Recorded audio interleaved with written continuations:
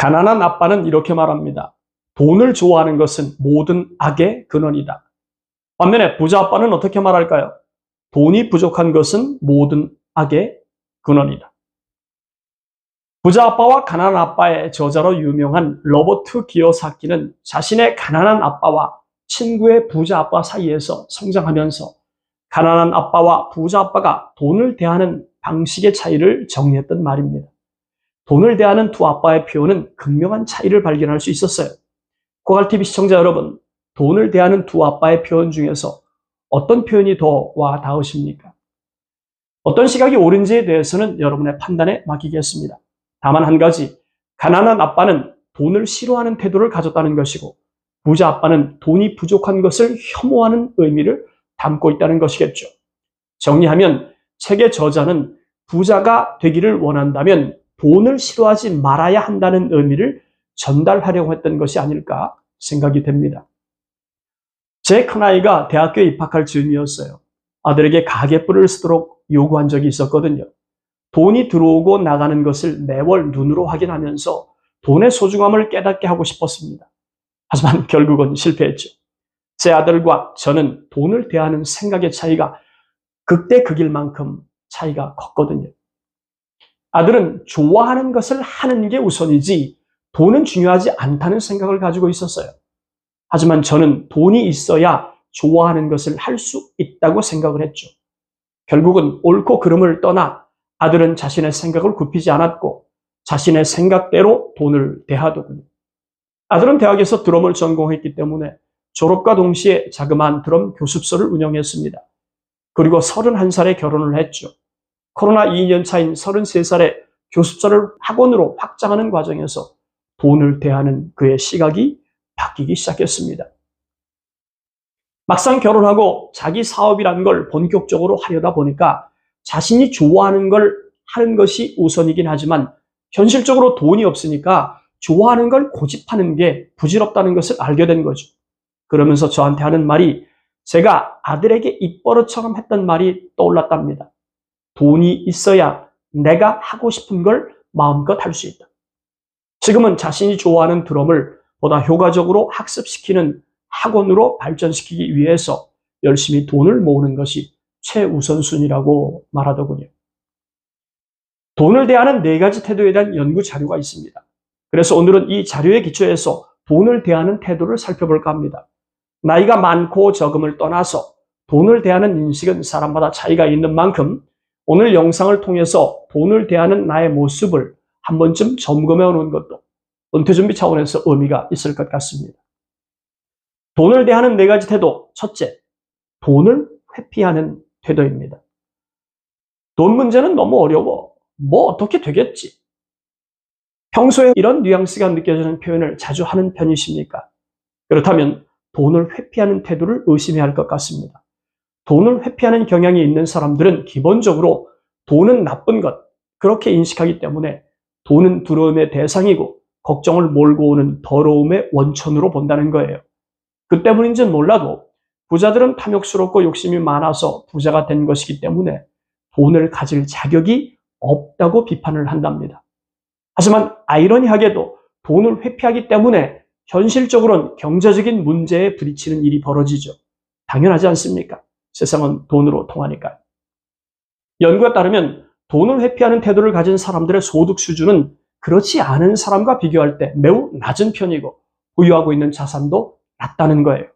그러면서 지금 부딪히고 있는 문제들이 돈이 있으면 해결될 것이라고 믿는 모순된 감정을 더 느낀다는 거죠.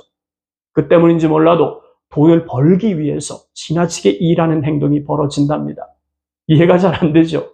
그럴 거면 돈을 회피하는 자신의 태도를 한 번쯤 재검토하는 게 맞는 것 아니겠습니까? 돈을 대하는 4가지 태도. 둘째, 돈이 지위를 상징한다고 믿는 거죠. 드라마를 보면 자신의 몸에 걸친 옷, 가방, 반지, 목걸이 등을 명품으로 치장한 극중 인물을 자주 만날 수 있습니다. 그러면서 무슨 명품이라는 걸 강조하죠. 이런 일은 비단 드라마에서만 존재하는 일일까요? 주변을 돌아보면 유독 명품 사랑에 빠진 사람이 있다는 걸 어렵지 않게 발견할 수 있습니다. 이런 습성을 지닌 사람은 돈이 지위를 상징한다고 믿는 태도를 가지고 있을 확률이 매우 높답니다. 말이 나와서 말인데 사람이 명품이어야 하는데 명품으로 치장할 정도의 재력이 있으니까 자기 자신도 명품이라고 인식하는 걸까요? 인품은 하품인데 자신의 몸에 걸친 것들이 명품이면 인품도 상품으로 받아들여진다고 믿는 걸까요?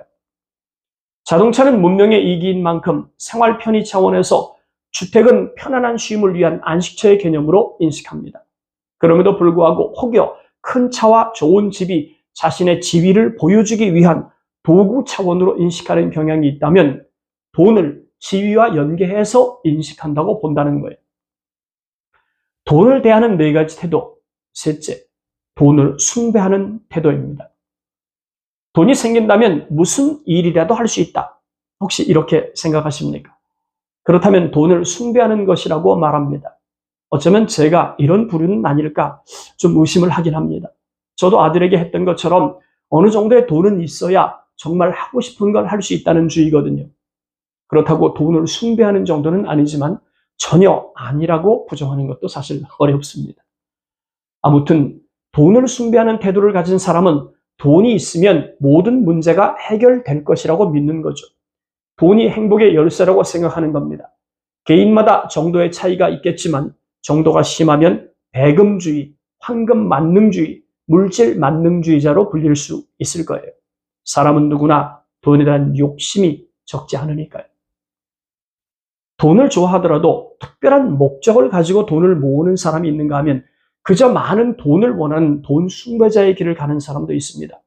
돈을 숭배하는 사람의 경우엔 아무리 돈을 많이 벌어도 만족하는 법이 없어요. 충분하지 않다고 생각합니다.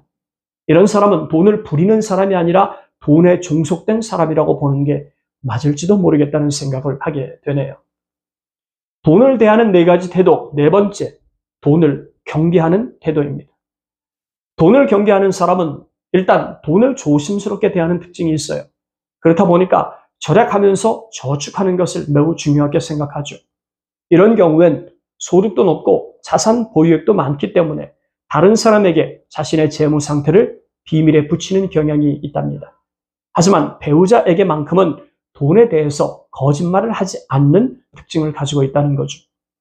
이런 사람은 돈을 경계하기 때문에 재무적 건전성을 악화시키거나 파괴할 만한 행동은 절대 하지 않는가 하면 돈이 있어도 즐기지 못하는 일이 벌어지곤 한답니다.